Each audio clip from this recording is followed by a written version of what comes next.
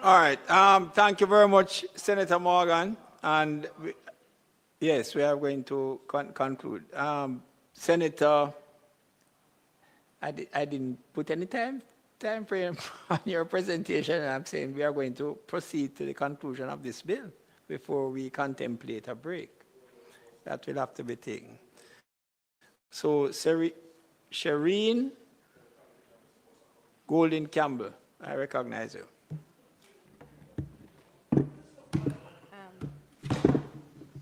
Thank you, Mr. President.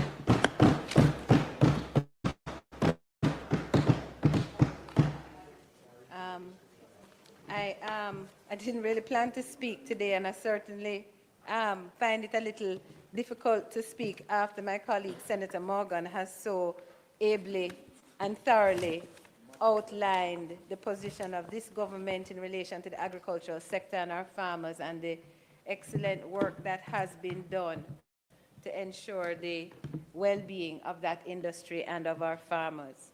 But I just want to make a few remarks because I came kind of close to the issue of Praedial larceny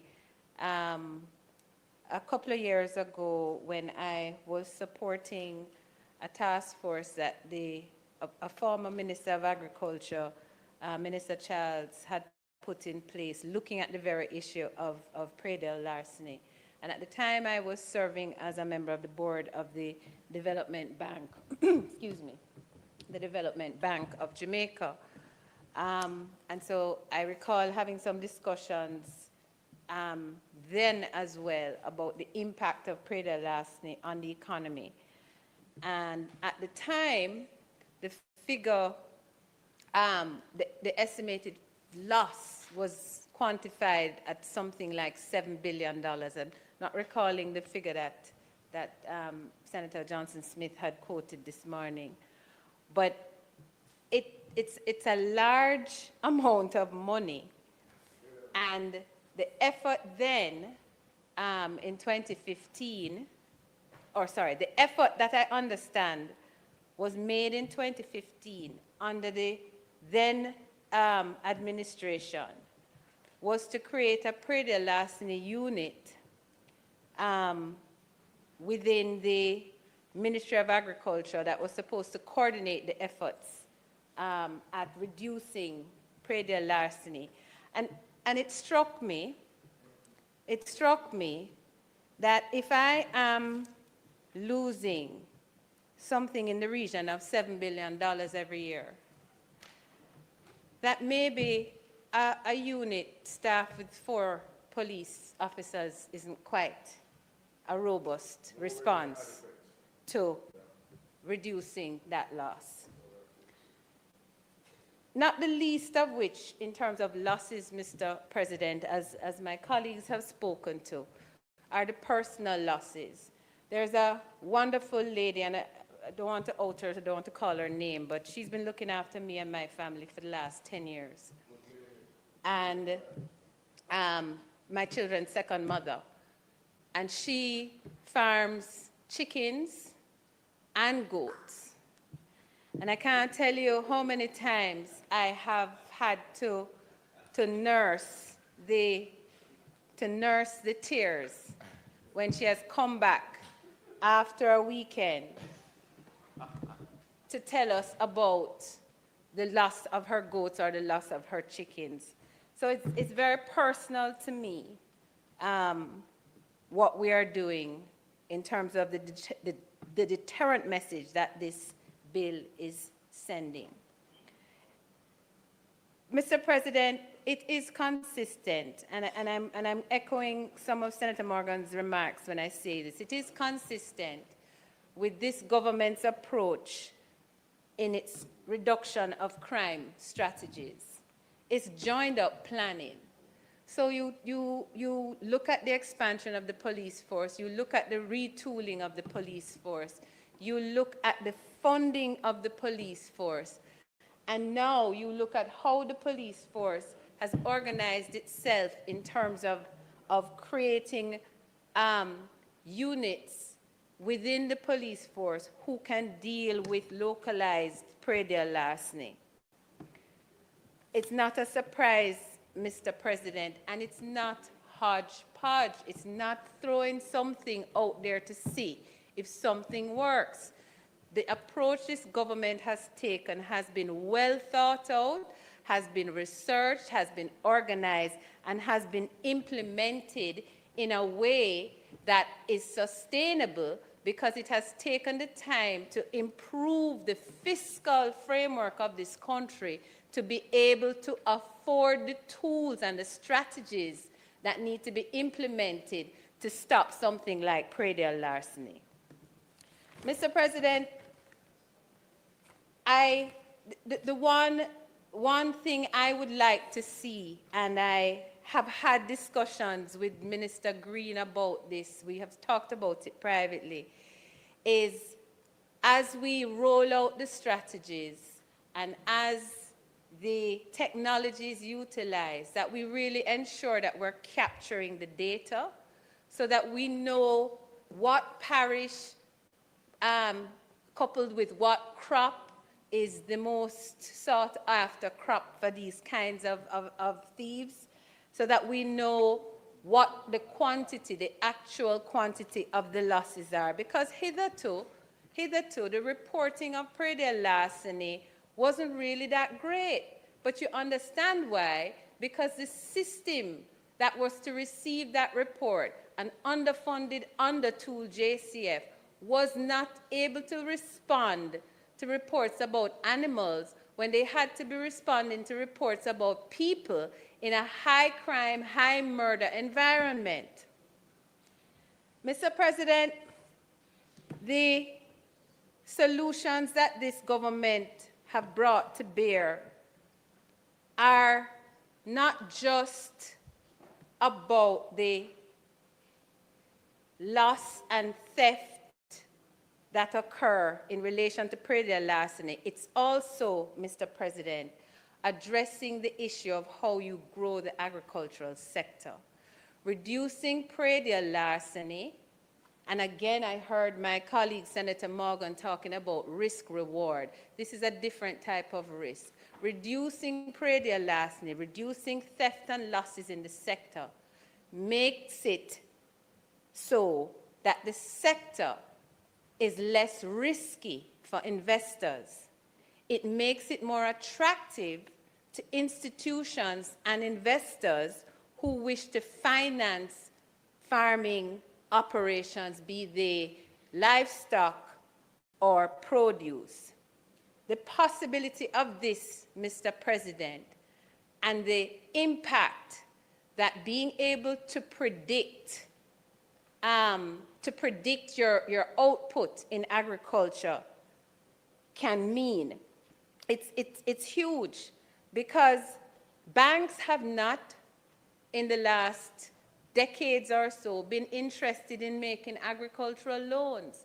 And a big part of it is because they feel the sector is so risky, and Praedial larceny is one of the things that makes the sector a risky investment. So again, Mr. President, the initiative is thought out.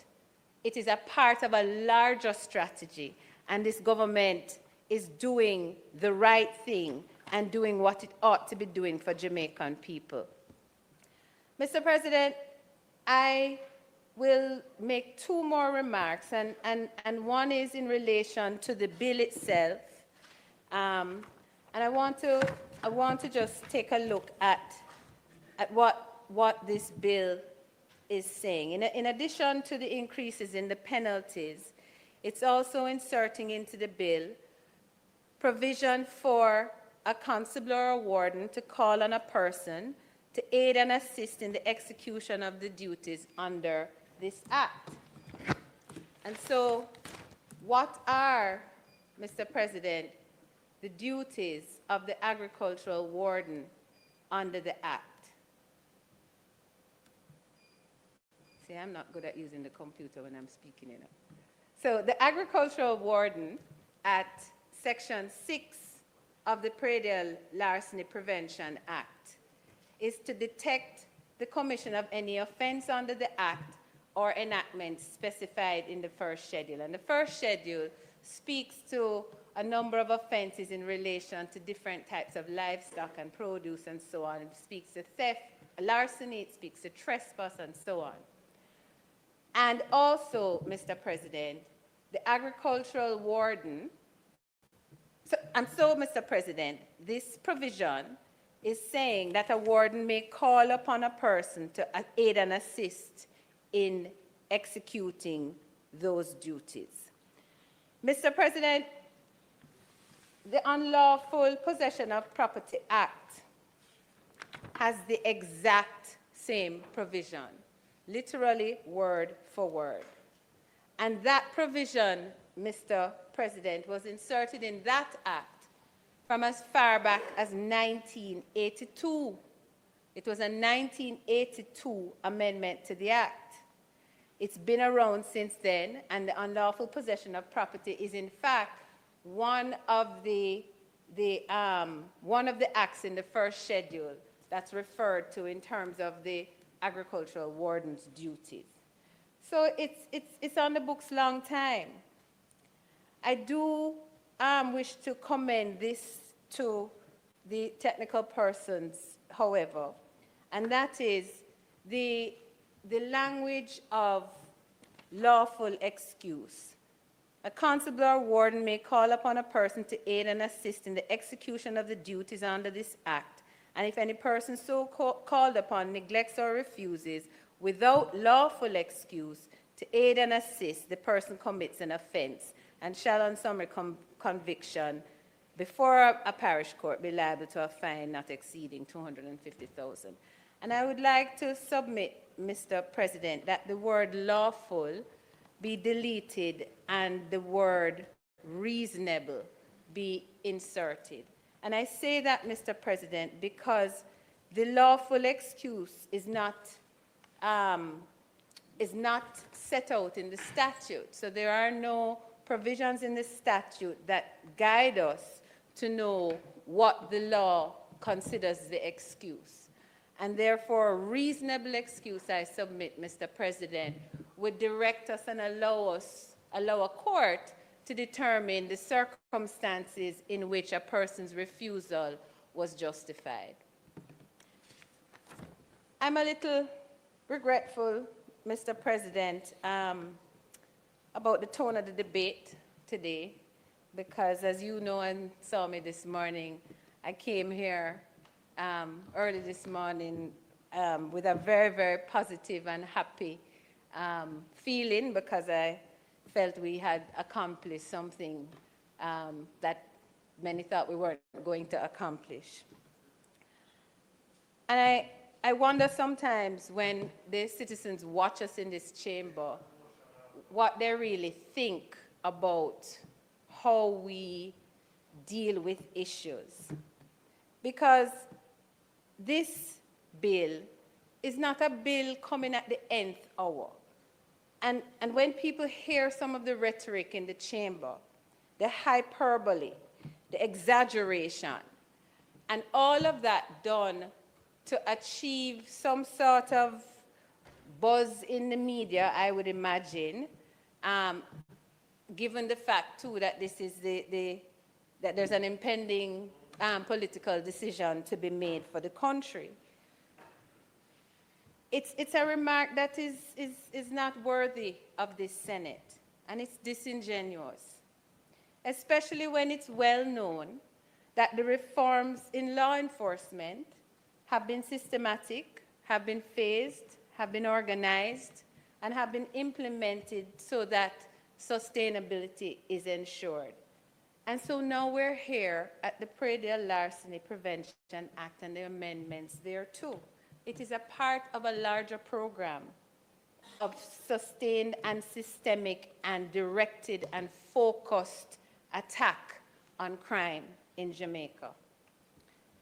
Mr. President, these reforms will serve our farmers well, and I suggest too that, you know, when we criticize, when we make the criticisms, or let me say when my opposition counterparts make the criticism of JLP plans and suggestions, and they talk about they throw these things out in the public domain about what they are going to do. Because we're in the silly season, let me address it. Jamaican people are a lot of things, but we are not fools.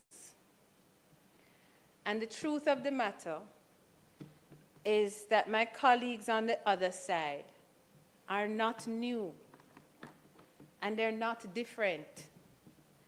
They have been at the helm of this country before. They have held the reins of government before. In fact, for 18 years of my adult life, you were at the helm of government at a time when you had free reign. You weren't under any IMF program. You weren't under any constraints as to how you must decide the spend of the dollar. And yet, I asked myself as I sat here, as I think reasonable people making decisions will do, what did you do for agriculture? And I cannot conceive of one thing. I recall my late friend Roger Clark, and he was my friend. We used to meet up all the time in my hometown because I used to like hanging out with the older folks around me. I remember Roger talking about rice and planting rice. Where is the rice today? Where are these rice farms that all this investment was going into? So I'm saying this, and I'm not here to try and score political points. I am genuinely saying that when I look at the 90s, at the time when you had far more freedom to plan and organize and strategize for the development of this country, at the end of your tenure, I cannot think of one industry that you grew. Not one. And so, Mr. President, this is not the nth hour for this bill. This is the right time, in the right circumstances, with a tooled police force to support the work of the agricultural wardens and a proper structure to be able to investigate and prosecute agricultural crimes. And I commend this bill to my colleagues. May it please you. Thank you very much, Senator Golden Campbell. Minister Johnson Smith.